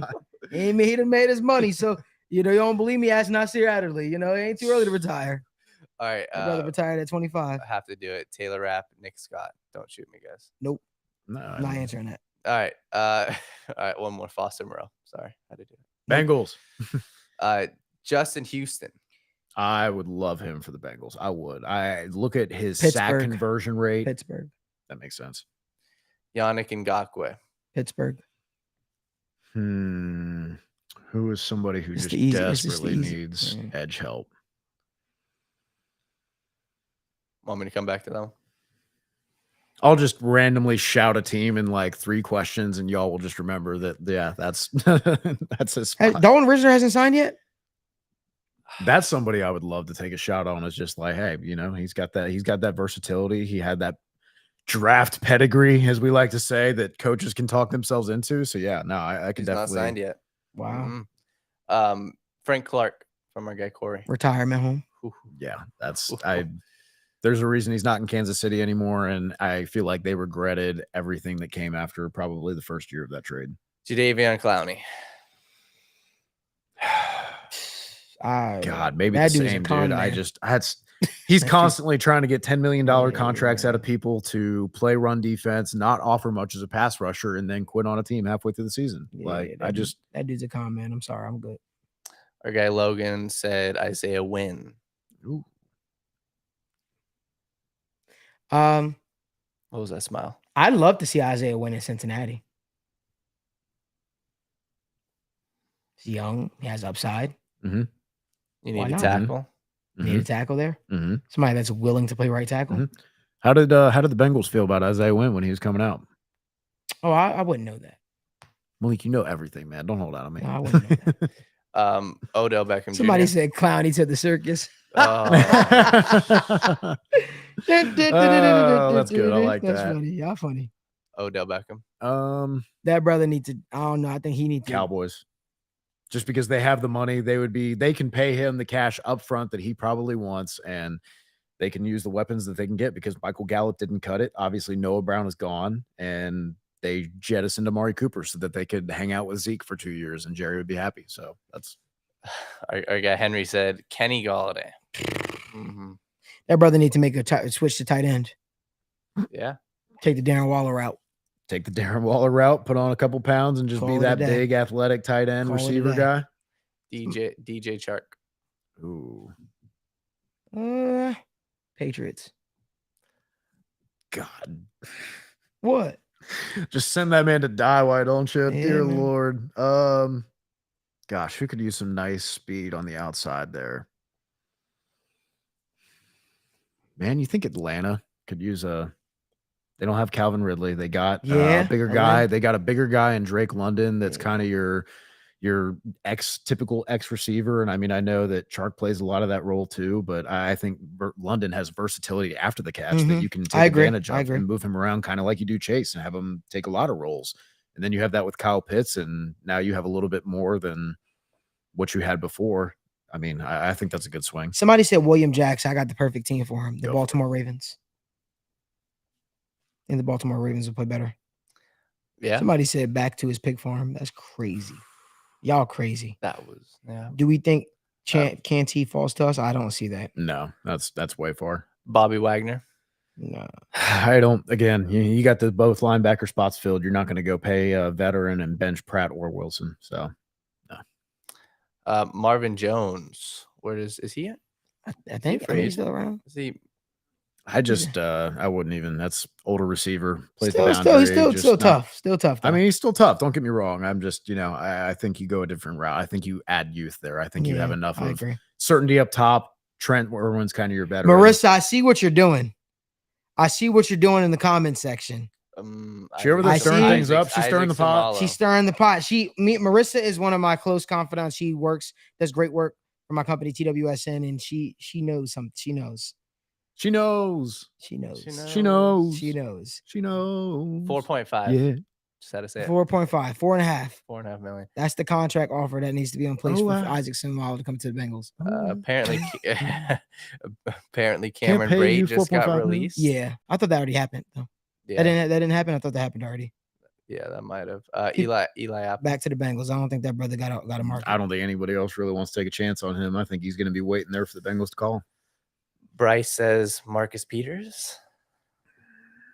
Does he want to play the fourth corner on the depth chart? Yeah. I mean, he'd be an interesting piece, but if he's willing to play, is like, hey, you'll have Cam Taylor-Britt and you'll have Cheeto, and maybe I play for a little bit while Cheeto gets healthy, or I play behind them, and you're gonna have Mike Hilton in the slot. So I mean, if he is willing to accept that role, I mean, heck, I'd give him a small chance. Where should Lamar go? That's from Bill Williams. He said Lamar Jackson. I think Lamar is going back to the Ravens. I really do. I hope he doesn't, man. They've treated him so. Okay, I have an idea. They treated him like shit. I'm gonna say they treated him like shit. Lamar Jackson to the San Francisco 49ers. What are our thoughts there? Let's talk about that. Lamar to the 49ers. Lamar on the Niners with Kyle Shanahan, with Christian McCaffrey, with Deebo Samuel. Come on now. He could draw a lot up. Do you think that Shanahan has shown over the years sure, Lamar Jackson could be what you hope Trey Lance was going to be, right? Mhm. Maybe that's the best argument for that. But do you feel like maybe he's a little tired of that after the experiment with him getting injured pretty consistently, that he says, you know what? Just give me a Kirk Cousins, just give me a Brock Purdy, just give me a Sam Darnold, and I've proven that I can win with these guys if they just point and shoot like It I could tell be them that. to. It could be that, but also, like, he's never had a quarterback like Lamar, Mhm. and Lamar's never had a play caller like Shanahan. Yeah. Kareem Hunt, thoughts on where he goes? Not the Bengals. I know that rumor is floating around out there for whatever reason. Malik, you talked about this with the veteran free agents. Malik, have you heard anything about the Bengals being interested in veteran running backs? No. Thank you. And that's the end of that. People are saying, oh, the Lions for Lamar Jackson. Sure, the Lions. I would have liked to have seen him with the Falcons. I honestly would have preferred that maybe the Jets went that route instead of getting Aaron And Rodgers. Bisu, I'm talking about quarterbacks with the Niners like this, not quarterback. We know, and that was much more of his dad. We know that he had RG3 over in Washington, if you will. But I'm talking about But he had Matt Ryan in Atlanta. Yeah. When Kirk was there, it was successful. So it just seems like I don't know. I think he likes the point and shoot style of a lot of these quarterbacks that are quick processors and can get the ball to the open guy that he schemes or that he designates that they want to read. Akeem Hicks. I love Akeem Hicks. Always have. Yep. Would be a great veteran D-line signing for any team who's looking to add a little bit of either veteran leadership or just some beef on the interior. Mm-hmm. Also, what did you guys' thoughts? Didn't Marcus Mariota sign with the Eagles? I think that's a good signing. I think that's a good signing. Marcus Mariota, I think that's a good backup signing. I do. Mm-hmm. I also think Gardner Minshew to the Colts is a good signing too. Yep. Because Will Levis is probably going to be the quarterback there, right? Y'all laugh at me, but y'all see all the mock drafts coming out now. What people are saying. I laughed at you when you were talking about Orlando Brown. I've learned not to laugh at you. Honest fan said, "Where does Joe Mixon play next year?" Next question. All right, Robbie Anderson. Chosen? You mean chosen? Chosen Anderson. Yeah. Gosh, that brother. Giants. They need anybody to play receiver that's shown any level of competence, right? Yeah. I mean, the Giants make sense. When Darren Waller's your only guy, I mean, I'm not trying to hate on Darius Slayton or any of those guys, but you clearly need more weapons than what you got, especially when you just paid Daniel $40 million and said, he's our quarterback. Go help that man because he needs help. Matthew Heitzman said, what's your guys' thoughts on Desmond Ridder as the starting quarterback for the Falcons? Sheesh. I was surprised they didn't turn to him sooner last year. I think he will make strides as going into the season as the starter. Mm-hmm. I think it's difficult if a guy gets just thrown into the fire. Right. Devin said, what about Devin Singletary? I've lost all faith in that guy. The Bills desperately need running back, and the fact that they didn't bring him back should tell you that everything. They constantly swung at running back and finally phased him out. Yeah, I think that says a lot about him. Again, it's tough, man. That's how it is when you're a running back. Like so many of these guys, only the good ones make it to the second contract, and we saw it with Zeke. He was cut in the first year of his extension. We're in what, year year one of the actual Joe Mixon extension, year two. Either way, these running backs, they don't make it that far, man. And even when they do get extended, they usually get cut within a year or two. So I would just be much more interested if I was any team at trying to take a shot on a guy who is younger, more athletic, cheaper. All of these things would be better, in my opinion, than going after a Devin Singletary. Looking at the quarterback for the Titans, Malik Willis. Do you guys think that he's ready to start in the next 2 years? Nah, that brother never going to be ready to start. I thought they did, in his defense, I thought they did a very poor job of fitting the offense around him. Oh, yeah. And playing to his strengths last year, and maybe with an offseason of trying to fit that offense a little more to his strengths, hopefully. You see a little bit better production, and it won't be as putrid as it was. But yeah, I think it's definitely an uphill battle for him, especially when you look at the state of the Titans right now as they slowly start to kind of tear down their roster and kind of head into that new era, that new iteration of what they're going to be in the coming years. That dude, Jake, said, D-Hop being on the trade block, where do you think he lands? I know where he wants to land. Say it. Do it. Come on, The Malik. stars at night shine big and bright, deep in the heart of Texas, and not Houston. We're talking about Dallas Cowboys. That's where he wants to be. There you have it. Hope you guys like my singing, though. Yeah, that's pretty good. You should give them more of that. Nova King said, what about Jalen Mills? I could see him going back to Philly. Rock Yasin, got a couple more. Gosh, that's a guy I would love. Isn't he for the visiting the Bengals, man. Steelers or Ravens, something like that? Somebody's visiting somebody in the AFC North. I would love that because that's a guy who's 26, has the physical traits. People were pretty high on him coming, not necessarily first round high on him, but people thought he had tools to work with.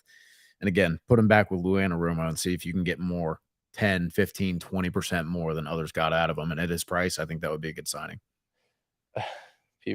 Man, y'all roasting me, man. Get out of here. Somebody said Malik is in the right job. Not sure seeing his. I'm trying to tell you, man. I could do this. I think they need to hear. Our guy Matt Moore said Panama's population 4.5 million.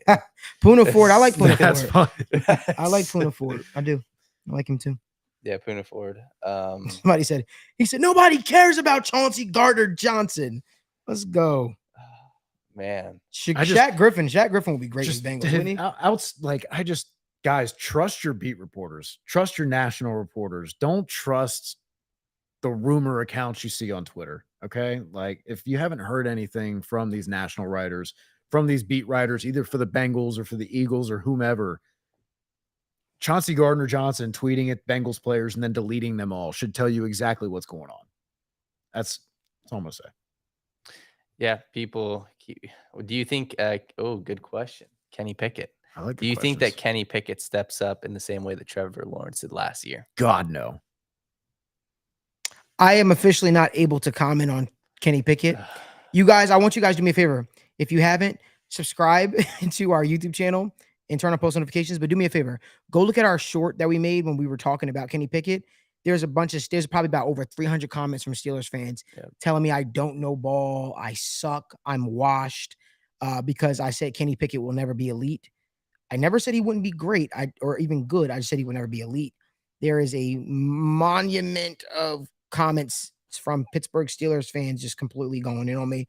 So on this channel, I can no longer give factual, real statements about Kenny Pickett without offending. I mean, one dude was faithful. regarded as one of the best prospects to come out in recent year at the quarterback position, has all the physical tools, all the measurables, had an impressive rookie season with some ups and downs, but the flashes were at least there. Like, when did you see any of that where you're like, oh man, Kenny Pickett's almost got it? Bro, do you know how many times I heard Kenny Pickett is very similar to Joe Burrow? Do you know how many times I've heard just that? Because he was an older quarterback who came out and made some plays where he scrambled a lot. That was literally the only similarity. I'm telling you right now, there's not too. I mean, I've watched so much film on this guy Kenny Pickett, but I remember when he was playing that game against, what was it? Miami, Florida. Was it Miami, Florida? I don't even know who it was. Who was the Tyler Van Dyke is the quarterback? Florida. Yeah. I don't know. Out of curiosity, who do you think is going to be the Falcons quarterback this year? Ritter. It's got to be Ritter, right? Right. It's got to be. I think them being out of the Lamar market, and I think everything pretty much is said based on how they acted last year and what they've done so far. I think that all spells that they're moving forward with Ritter. I know we talked about Ezekiel Elliott a lot, but do you guys think that he's going to be a starting running back this year or no? Starting? Yeah. So, starting what? Starting running back. I'm the messenger. Like starting, like the lead back for a team rolling out there. Like on the TV, he says like his college. He shouldn't be. No. Again, Jerry Jones loves Zeke more. I keep saying this. He loved him more than anybody. And if even he says no, I just don't see I want to answer this question. This is a really good question. Randy Hollisworth said, are you guys not putting out gifts this year on who the Bengals sign? I actually might. I might do one or two.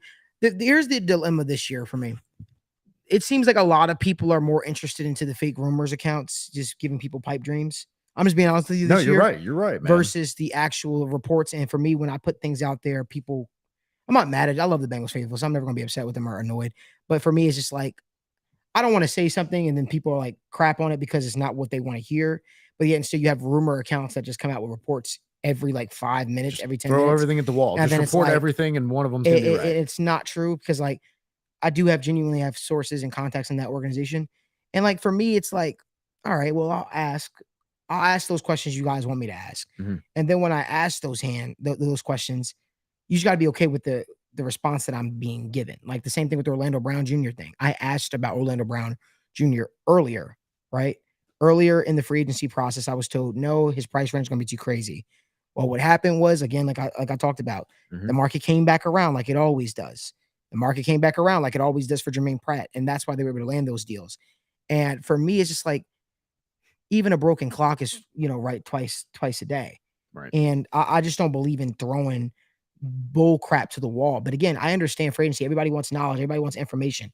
Always question the source and question where they got their information from. That's all I'm going to say. Know the difference between a report too and someone just saying, oh, this would be a good guy for the Bengals to take a look at. And then 3 days later being like, oh yeah, he came for a visit. How many people have been saying like Foster Moreau and Taylor Rapp would be good targets for the Bengals? Right. And now you're like, if I said that on other shows, and if I'm just like, oh yeah, hey, look at that, and I clip that, and I'm like, oh, I knew something. Like I never said, hey, keep an eye on that. He is coming. And from what I heard, the Bengals didn't have too much interest in Mike Gesicki. At least they weren't showing strong interest in him. He wanted to come to Cincinnati because he wanted to go to a pass happy team. That's what he was looking for, right? But he wasn't. That's why he was tweeting at Mike Hilton and stuff like that. Yeah. But that's why you guys also saw me tweet out, Mike, I can confirm, Cincinnati is a good place, because I was hoping to garner some type of attention between him and the Bengals. I was hoping that maybe that would be something that could actually happen, and it just didn't work out. Whatever the case may be, who cares? The fact of the matter is, it's just the game, the free agency game just switches on a consistent basis. You know what I mean? And for me, it's like, it is what it is. Like I will break news, but again, I want people to, go with the people that have been doing this for a while, the trusted sources and things of that nature. Right. There's a lot of people out there that want to be the first to break through. A lot of people that want to be the first to just report out nonsense. Like sometimes I get texts from people in that building, right? And they say, man, put this fire out, because this isn't. What is this vague nonsense? Right. This vague nonsense, or like this isn't even true. And so for me, there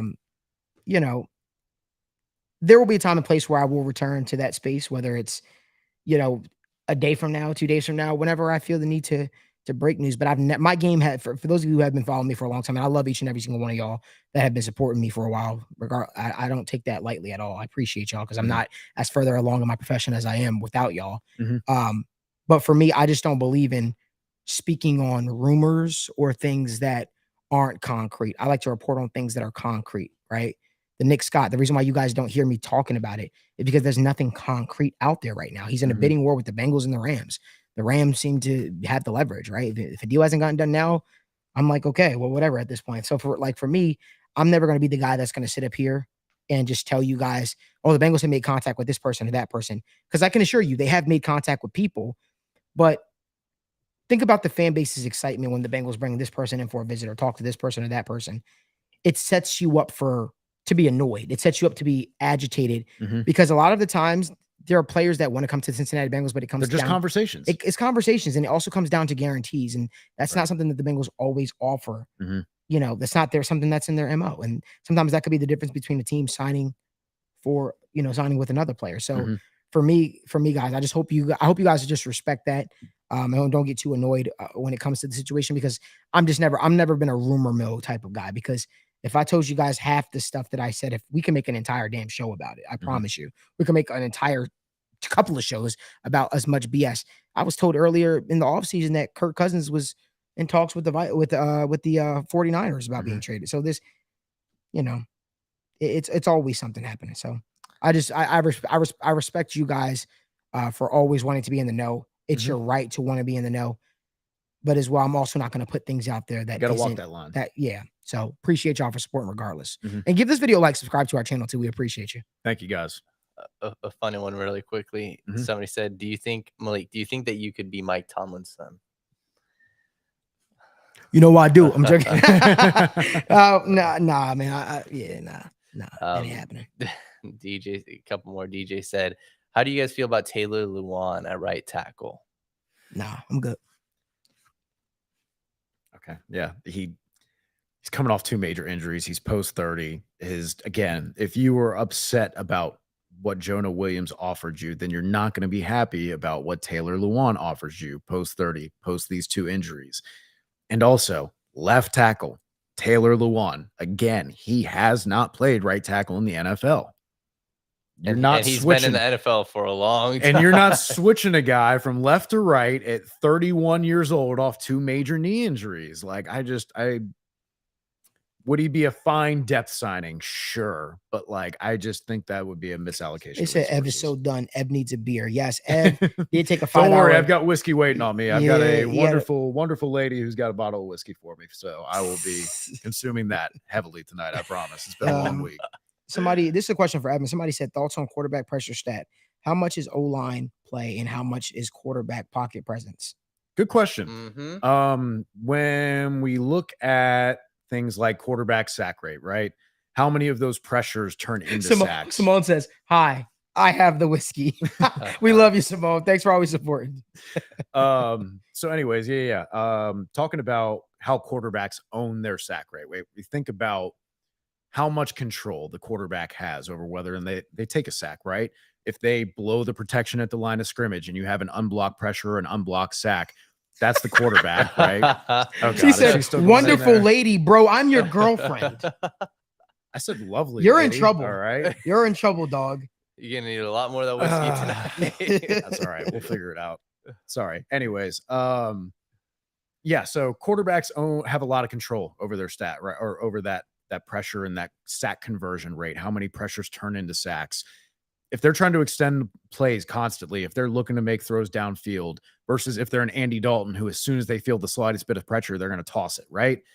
If they're aware of the pressure, are they aware of the pressure? These are all variables that the quarterback has, to where we saw Joe Burrow consciously adjust his sack rate last year, because if you look at his splits between weeks 1 to 5 and then 5 to the rest of the season, he almost halved his sack conversion rate. So he was taking a lot less sacks. So when we look at quarterbacks too, from college to pros, which is big evidence of how much quarterbacks own their sack rate, we see consistency in that sack rate.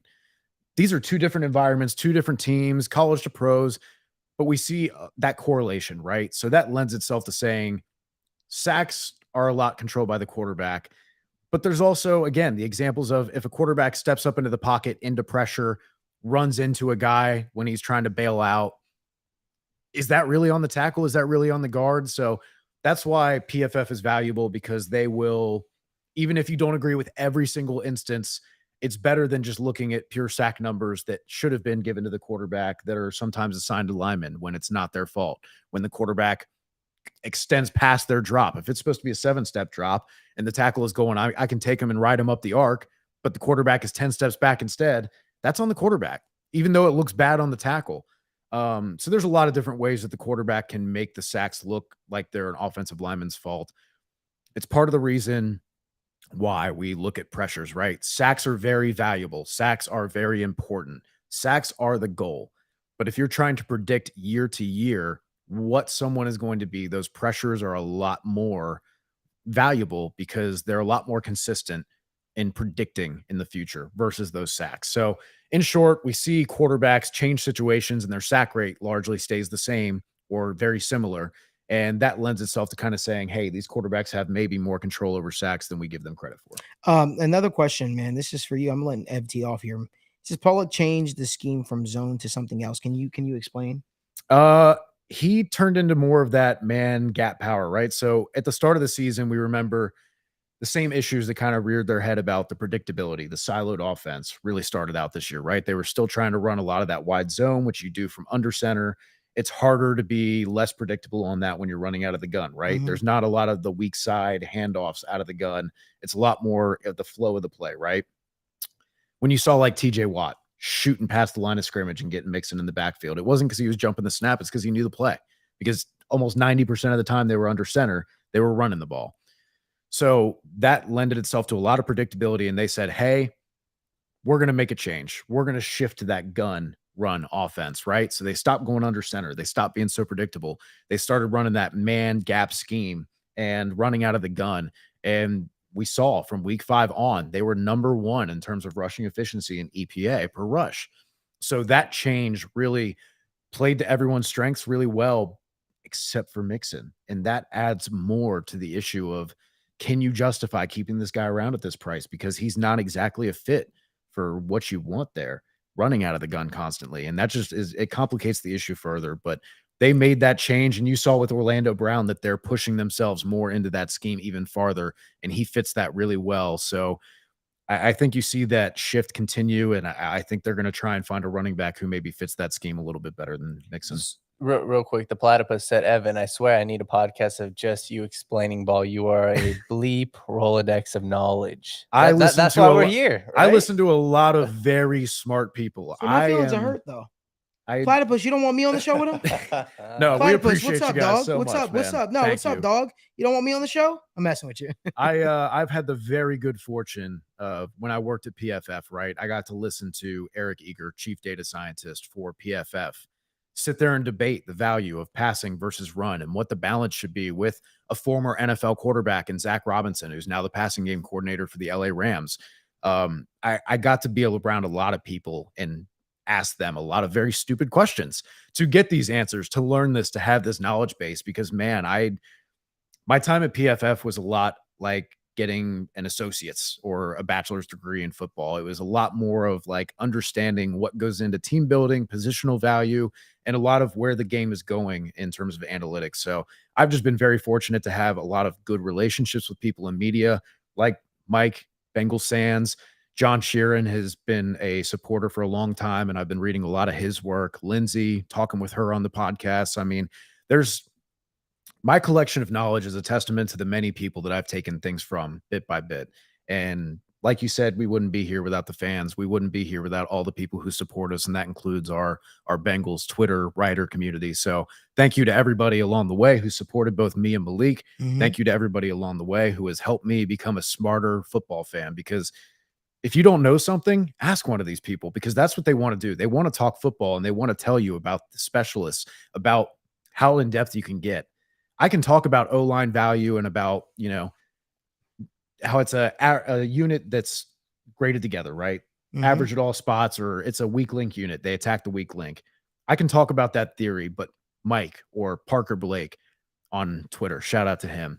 These guys can go a lot more in depth to the finite technique. So if you have these questions, reach out to these people, just learn something new. And then when they tell you about something, just Google it. If they tell you about a man gap power scheme, okay, just Google it and just get a basic understanding of kind of what that means. And just the game is a lot more beautiful when we learn as football fans together. And then we can have more in-depth conversations about this stuff and add more context. It's like trying to paint a picture with one color, right? When you look at just one thing, when you learn these new things, it makes the picture of what you see so much more vivid. Mm-hmm. There's so much more color. There's so much more detail, and you can have a deeper appreciation of the game. Sorry to go off on an idealistic rant there. No, that's awesome. That's awesome. Yeah, somebody, Michael, get to Mike's question if you can, bro. Yeah. Malik, any idea of what games you want to get to this year? I'll be at every single Bengals home game this season. I'll probably be can't wait. Can't wait. Be at every single not every single, I almost said something crazy. I'll try to make it to every away divisional game except for Cleveland. I'm not going to Cleveland. And I'll probably go to a couple of regular away games here and there. I know me and the crew were planning some stuff. I think we'll probably try to make our way to San Francisco for that. Maybe game. Nashville too. Nashville too, for sure. We're definitely doing that. And we can't wait. If you guys want us to do meet and greets, let us know. Just drop it down in the comment section. Just let us know. We're certainly open to it. Again, we want to show love to you guys. Yeah, we definitely want to chop it up with you guys just like we chop it up on here, man, because we know you guys have that football knowledge, and we know you guys love reminiscing with us, man, and we want to do that with you too. Right, and there's no better place to be in talking ball. And I could speak for Evan and myself. I know that we love being in the First Star Logistics studio. We spend so much time here. So if you are, on a side note, if you're looking to start your career, as a broker and actually get into this industry, make sure you apply to First Star Logistics. There's no better place with better people. I promise you, the atmosphere is second to none. I'm not going to give you guys a commercial spiel or anything like that. I'm just telling you right now, maybe media is not your thing, but you are looking to make a career switch, or you're in this industry already and you're trying to make legit money, make sure you apply to First Star Logistics. We have the QR code up on the screen. It's amazing people. The atmosphere is here, and they're just good people, man. They took a chance on me a couple months ago, and we went down this on this journey together, and it's been nothing but great things from going to, Tampa, whether it be, heading to the Kansas City Chiefs game in an RV, things of that nature. Mhm. I can't speak enough about, good things about First Star Logistics, and they have offices all across the US. It's not just here in Cincinnati. So even if you're not local, again, all you have to do is simply just apply. Mhm. I'm trying to think about, see if we have any other questions in here. Just want to reiterate to thank you for this week to all three of you. You've been so good. We appreciate it. And please don't think we won't be back next week. We're back next week. Oh yeah. Monday at 7 p.m. Eastern time. We'll be back to our regular schedule. Hope you guys are just fans of sports in general. We'll be talking about everything through. We'll be, bringing on our new co-host Jules. Yes, Make sure you sir. guys give her a Should be a follow fun show. on Twitter. Not So Cool's Jules. She'll be one of our co-hosts on this show. And we're excited to get started Tuesdays. So just to give you guys a rundown of our schedule. Mondays at 7 p.m. Eastern time is the Sit Down with Malik Wright, which is the show that you're watching right now. That's every single Monday at 7 p.m. Eastern time up until the football season, and then it's going to move to 2 days a week. Tuesday is our betting show. All right. The Tuesday is our betting show. The betting show is called The Right Bet, presented by First Star Logistics and sponsored by Betfred Sportsbook. Right. Wednesday is State of the Jungle. That's for all Bengals fans. Right. That is what the show dedicated to everything Bengals, breaking down all the news and rumors that you're hearing about the Bengals. And just, next week is going to be a great show as we start doing the War Room. Thursday is nothing right now. Friday is The Right Bet again, as we get you geared up for UFC, NBA, and things of that nature. So we're trying to make people money as well. So if you're into betting and you're trying to make a pretty penny, make sure you guys tune in to that show. That is our schedule. That is what our schedule is going to be going forward. We have also a couple of other things planned this offseason, whether it be UFC watch parties and different things of that nature. But our goal is to get you guys fully immersed in what we're doing. Is there any chance of getting guests on the show? Yes, there are chances of us getting guests on the show. I've been in talks with a couple of my friends around the league in the NFL and some players and things of that nature. So definitely plan to get some guests on the show. And we just want to thank you guys again for being a part of this journey. Make sure you guys give this video a like, subscribe to our YouTube channel. I can't stress it enough. Subscribe, and turn on post notifications, because I want to make sure that you guys catch us when we do go live. And we don't want you guys to miss a beat, because we're going to be providing you with all coverage all off season, not just for NFL, but for NBA, for UFC, for MLB, the whole 9 yards. And we're excited to bring it to you, man. We're just happy that you guys have enjoyed Free Agency Frenzy with us. And guess what? If breaking news happens, guess who will be right back here in this seat to talk it through with you? Malik, while my ass is in bed. There we go. So while Evan's ass is in bed, I'll be here right here live in studio talking about. Are you guys doing a fantasy football draft war room also? We might. We might. I'm down for whatever, honestly, man. I can gear up for that. I just, again, man, I fell in love with doing this and being in front of a camera and talking with you guys. So make sure you guys tune in. As of right now, we're not planning another show until Monday at 7 p.m. Eastern time. I'm expecting to see all 300 plus of you guys in there, please. If you subscribe, make sure you tune in then. But until the next time, we hope that you guys have a great weekend. Bet Kamaru Usman to beat Leon Edwards tomorrow. And I hope that you guys have a great night. If there's any breaking news, you'll see me right back here in this chair. But until then, subscribe to our channel.